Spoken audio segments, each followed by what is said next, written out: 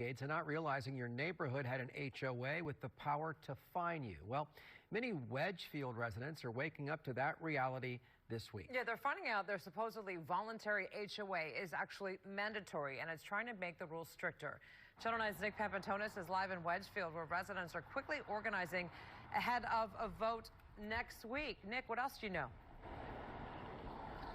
Yeah, if you're around here in Wedgefield, you're going to see signs like the one in this yard all over the neighborhood asking people to vote down the proposed changes that this new HOA board is trying to enact, trying to make this a quote-unquote real HOA community, but they are finding a lot of pushback.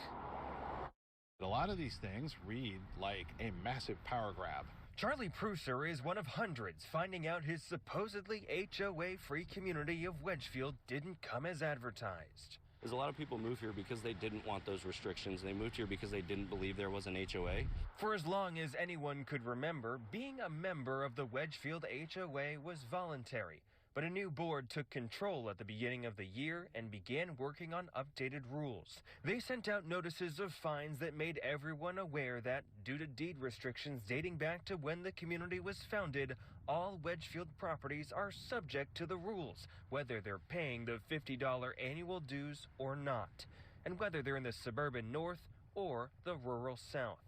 Community members of both stripes are now organizing to vote down the proposals next week, which include bans on short-term rentals, stricter enforcement of each home's aesthetics, and restrictions on owning animals other than cats and dogs. There's been horses that have lived here longer than the current HOA board, and they're trying to say you can't have them out for more than an hour a day. We tried to interview the HOA president several times. She turned us down, saying in a series of emails, the board has answered all questions promptly. This story interview request is ill-timed, as the November newsletter should be delivered tomorrow to all residents, which has additional information. We reviewed a copy of that newsletter. It did not answer our questions. In that newsletter copy, it said 10% of the residents of this community were eligible to vote in the upcoming elections.